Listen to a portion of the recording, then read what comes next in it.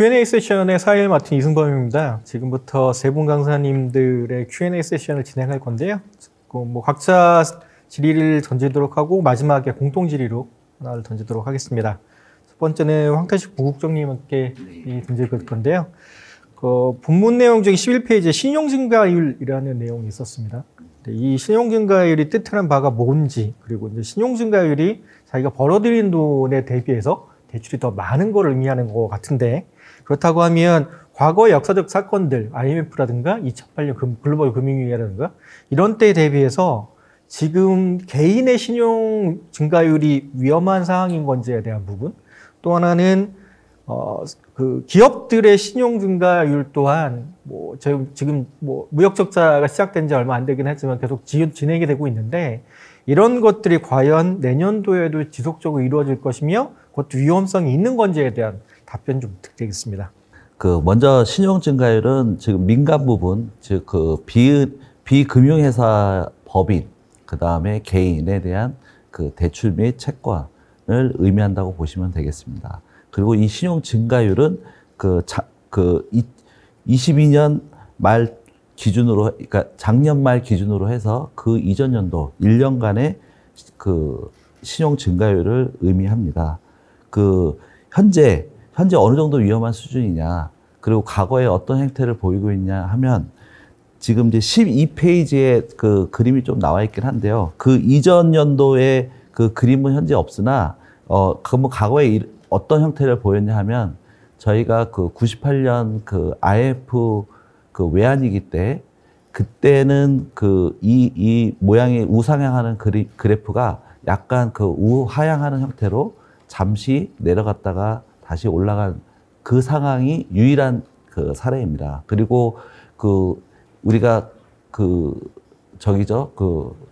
언제죠? 그러니까 2001년 그 버블 닷컴 시대 때, 그 당시에는 그 가계 신용을 높여서 그 총신용이 증가하다 보니까 이제 카드 사태도 일어난 상황이고요.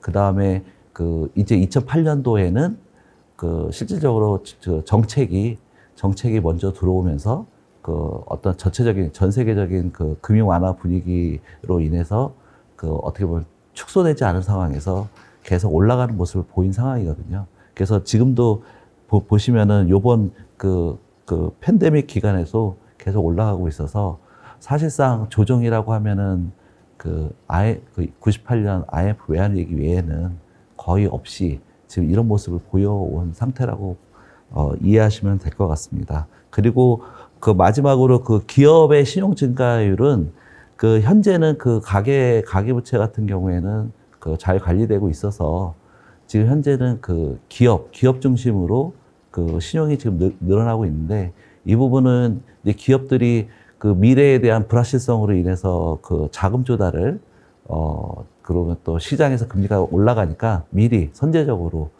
저금리 때 자금 조달을 하고, 또 앞으로 있을 위기에 대응하기 위해서 자금 확보를 위해서 미리 하는 측면이 있어서, 현재 기업 중심으로 신용이 늘어나고 있다라고 이해하시면 될 것 같습니다. 두 번째 질문은 홍창희 부장님께 하도록 하겠습니다. 지금 무역 적자가 계속 진행이 되고 있고요. 그다음에 금리가 상승되고 있어서 아마도 부도율이 향후에는 증가할 것으로 보입니다. 과거 코로나 시점에 유동성을 풍부하게 하면서 정부에서 부도를 최대한 막으려고 노력했었는데, 지금은 코로나 시점이 끝나가고 있고, 그다음에 인플레이션을 잡기 위해서 금리를 높이다 보니까 이게 내년도에는 부도가 진행될 수밖에 없을 거라고 생각을 하는데요. 은행에서 바라보는 관점에서 이 부도를 관리하는 방향성이 있을까요? 참 어려운 질문입니다.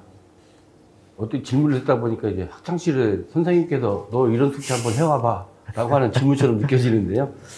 이 모든 금융기관이 지금 이런 숙제를 어떻게 풀어낼 것인가라고 고민을 하고 있을 것입니다. 물론 이제 지금 질문 주신 내용이 일개 금융기관이 또 접근하면서 정리할 부분도 있지만, 국민들 차원에서도 고민돼야 할 부분이 분명히 있는 부분이기 때문에 그런 부분들은 정책 당국 입안자분들께서 고민하실 것 같고, 이제 금융기관 입장, 특히 은행 입장에서 이런 부분을 어떻게 접근을 할 것인가라는 부분들은 사실 이제 그 많은 논의들을 지금 하고 있는 그런 상황입니다. 일단은 뭐 경기 상황이 안 좋아지면서 취약처주가 늘고 한계처주 늘고 또 이러한 그 가계 쪽에서의 어떤 다중채무자분들의 어떤 건전성들이 이제 부각되면서 이제 그런 것들이 이제 부도로 이어질 수 있는 그런 가능성이 점점 증가하고 있는 어떤 상황은 분명한데 이 상황에서 은행이 이제 이런 부분들을 사실 이제 내부적으로는 이제 취약차주 관리라고 하는 그러한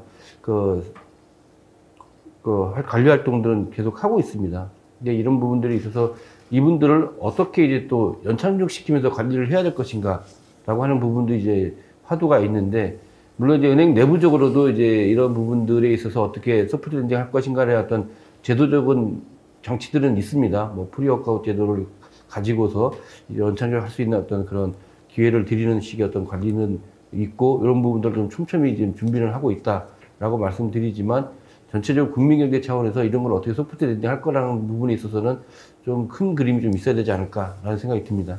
부가 질문 하나만 드릴게요. 지금 다중채무자 말씀하셨는데 다중채무자 숫자를 보니까 2017년 말 대비 2022년 4월 말로 보면 숫자는 416만 명에서 451만 명, 약 8.3% 정도 늘었고요. 규모는 490조에서 598조, 한 22.1% 정도가 늘었거든요. 근데 부가에서 보면 2017년에서 5년 정도, 5년이 채 안 되는 기간 동안에 굉장히 많이 늘었다. 플러스 30대 이하의 연령층에서 굉장히 많이 늘었어요. 그리고 다중채무의 이 저기도 1금융권뿐만 아니라 저축은행이라든가 여신전문업 쪽에서 교차적으로 대출을 빌린 케이스들이 많이 일어났는데, 은행은 어쨌든 KB 같은 경우에도 지주에 되어 있지 않습니까? 관리를 뭔가를 하실 것 같은데, 그런 걸 관리를 이제 은행 이외에 다른 저축은행이라든가 아니면 카드랑 이렇게 협업해서 뭔가를 하시는 게 있을까요?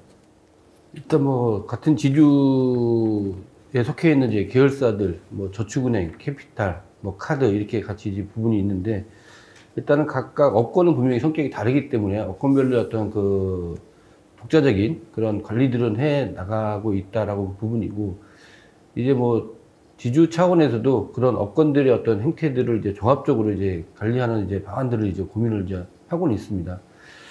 일단은 그 다중채무자라고 이제 규정을 지을 때 이 부분도 이제 세그먼트를 좀 할 필요는 있다라고 개인적으로 생각이 듭니다.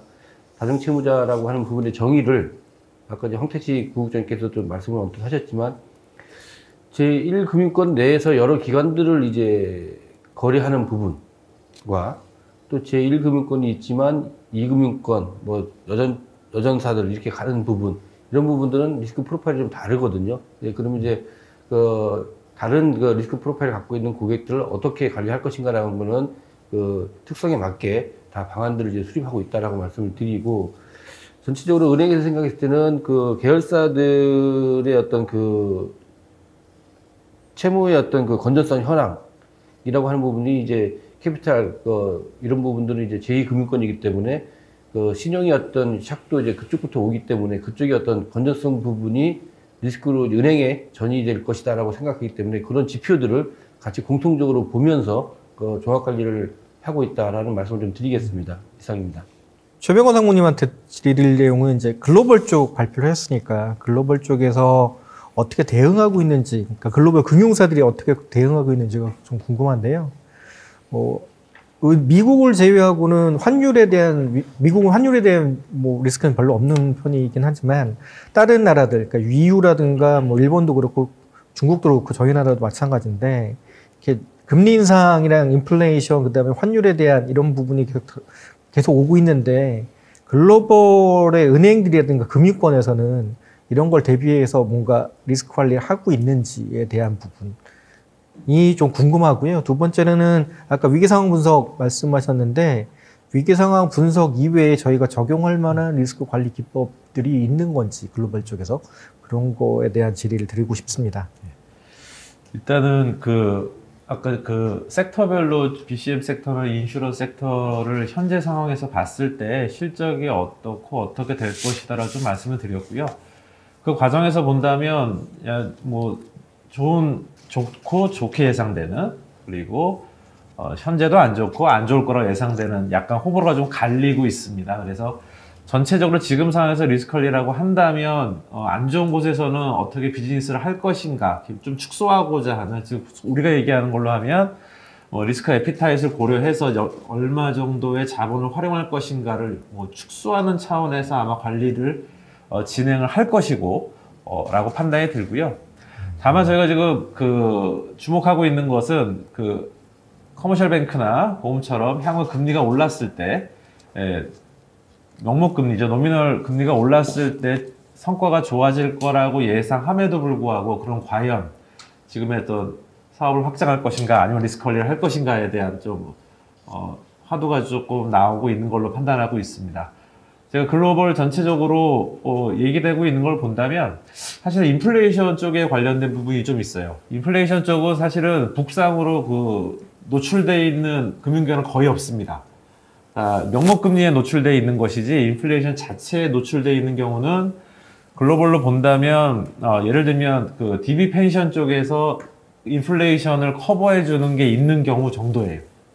그래서 그런 DB 펜션 쪽에서 자산운용 쪽에서 인플레이션을 해지하기 위해서 예를 들면 인플레이션 링크드에 관련된 어떤 금융상품으로 현재 갈아 끼고 있는 움직임이 일부 있는데 이것은 어떻게 보면 메인 그런 건 아닐 것이고요.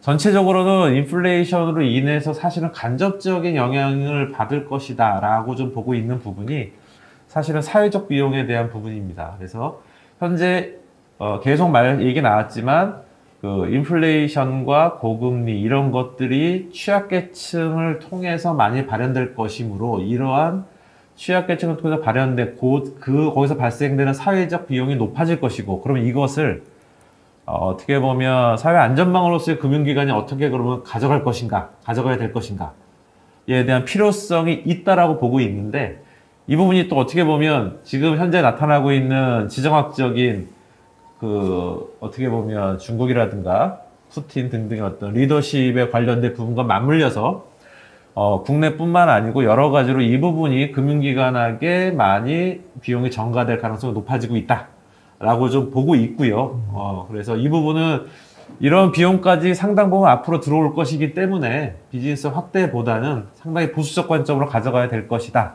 라는 것들이 현재 언급되고 있는 수준입니다.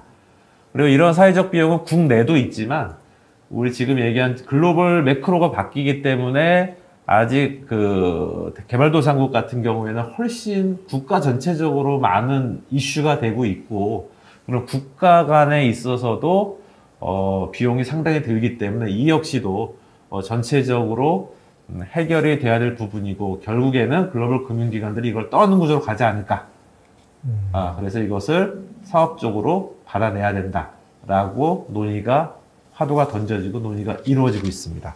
그래서 어떻게 보면 국상으로 익스포저가 크다기보다는 대외적으로 어떠한 모습이 좀 있는 것 같고요. 두 번째로 질문 주신 부분을 보면 사실은 그 보험권을 제외하고는 은행권은 그 규제자본 등등이 오랫동안 도입됐고 발전해 왔습니다. 그리고 사실은 내부 모형 등등도 상당한 수준으로 왔고요. 그래서 보험권만이 현재 그 규제가 지금 도입되고 있는 상황이다 보니까 보험권은 아까 말씀을 드렸고요. 전체적으로는 금융권 전체적으로 스트레스 테스트에 대한 부분이 좀 더 강화되어 있는 것 역시나 다시 한번 강조드릴 수 있을 것 같고, 이거를 제외하고는 사실은 지금의 상황이 복합적으로 나타나는 부분, 즉 앞서도 조금 말씀을 주셨지만 결국 내부 모형을 한 단계 더 업그레이드하는 방향이 가장 맞을 걸로 판단이 됩니다. 이 부분은 은행권뿐만 아니고 증권보험은 규모도 다르고 리스크 프로파일이 회사별로 너무 다릅니다. 그래서 주식, 금리, 유동성, 이 모든 사업성 리스크가 다 터져나오는 환경에서 규제로서는 상당 부분 해결하기 어려울 걸로 판단이 들고요. 은행은 상당 부분 많이 이제 IMF를 통해서 과점 체계로 갔다라고 한다면 증권보험 쪽은 내부 모형을 조금 진전시킴으로써 이러한 것들을 헤쳐나가야 될 과제가 당장 떨어졌다라고 좀 판단하고 있습니다. 말씀드렸던 내용이 아마 히든 리스크라고 하는 주제랑 연관이 좀 될 것 같아요. 아까 처음에 이제 금감원의 우리 황태식 부국장님께서 히든 리스크 쪽에 대해서 말씀을 하셨는데 그거 관련해서 공통 질의 좀 드리도록 할게요. 방금 얘기하셨던 스트레스 테스트라든가 그 보험 쪽의 내부 모형 도입이라고 하는 게 이런 히든 리스크에 대한 대비가 가능할까요? 아니면 궁금한 것 중에 하나는 글로벌 쪽에서 다른 나라에서 도입하고자 하는 히든 리스크에 대한 대비책이 어떤 것들이 있을지에 대한 궁금증도 있고요. 제가 이외에 전체적으로 모니터링하고 리서치하는 건 상당한 글로벌 회사들이다 보니까 그쪽은 대부분 은행 수준 이상으로, 국내 은행 수준 이상으로 상당히 정교화된 내부 명칭을 갖고 있습니다.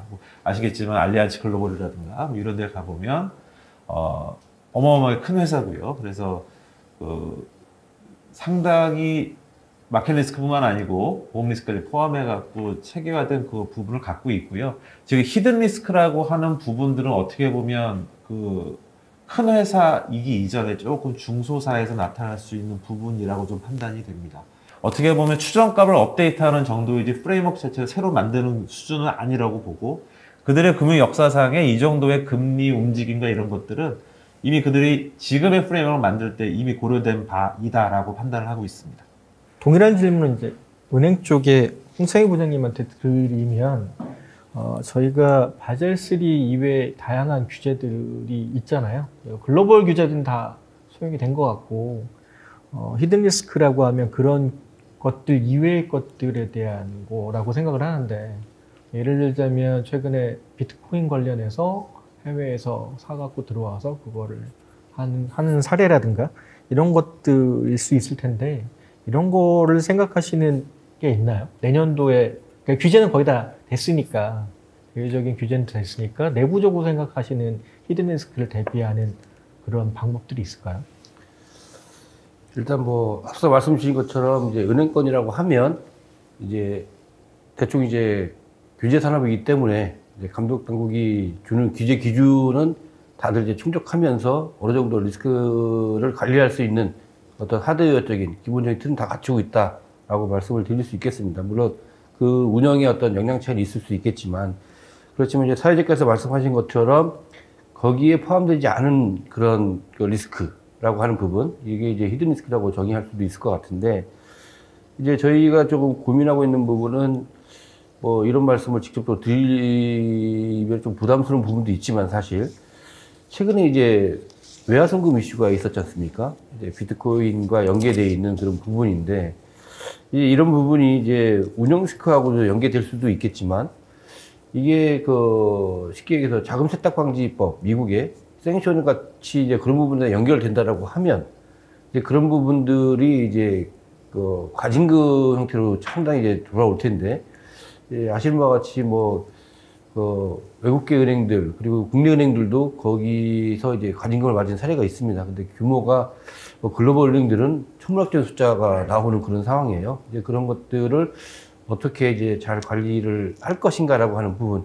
지금 이제 자금 세탁 영역이지만, 이제 그런 쪽에서 실제적으로 우리가 거래 활동을 하면서 거기에서 그런 리스크에 자유롭지 않을 수 있다는 부분, 이런 부분이 있거든요. 이런 부분들을 어떻게 체계적으로 이제 인식하고 그걸 측정하고 관리할 것인가 라고 하는 부분들은 점점 좀 고도화시킬 필요가 있지 않을까라고 하는 그 생각이 듭니다. 이상입니다. 감사합니다.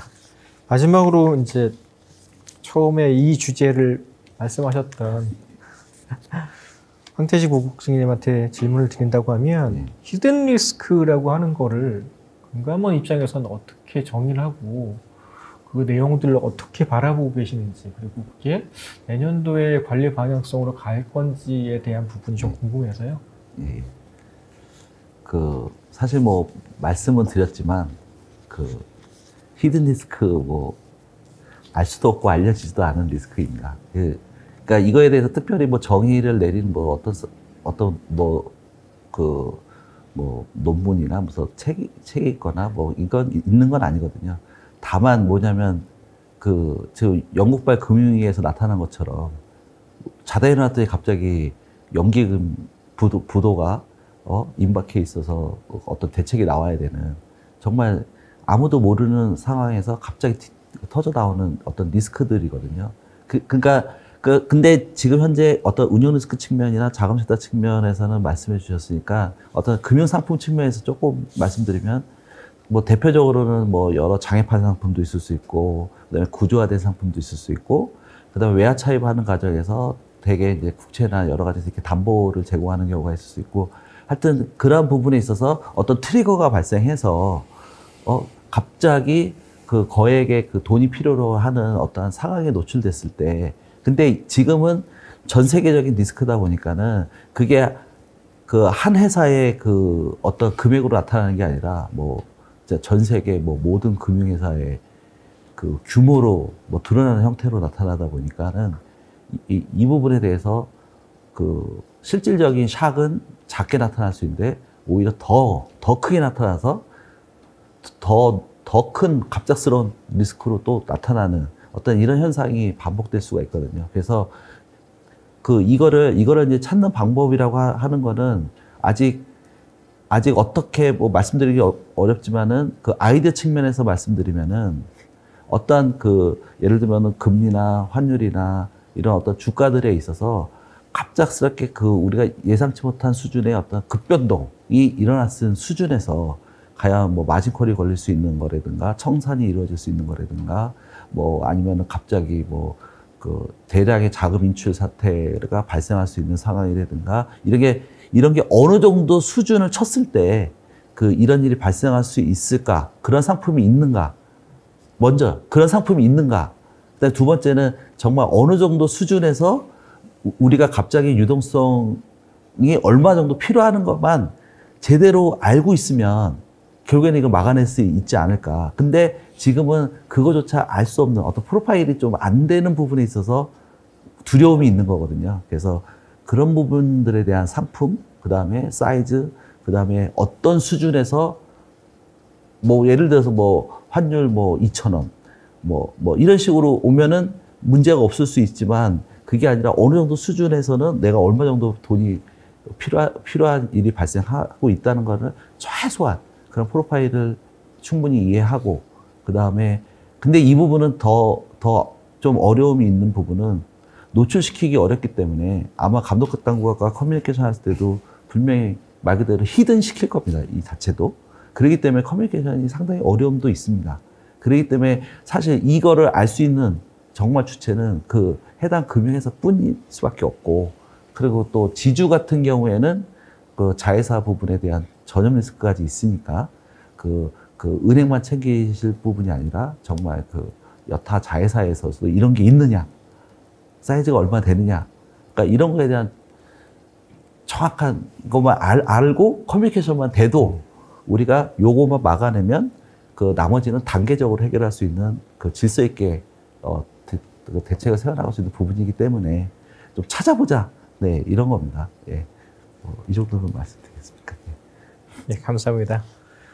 이것으로 Q&A 세션 마치도록 하겠습니다. 감사합니다.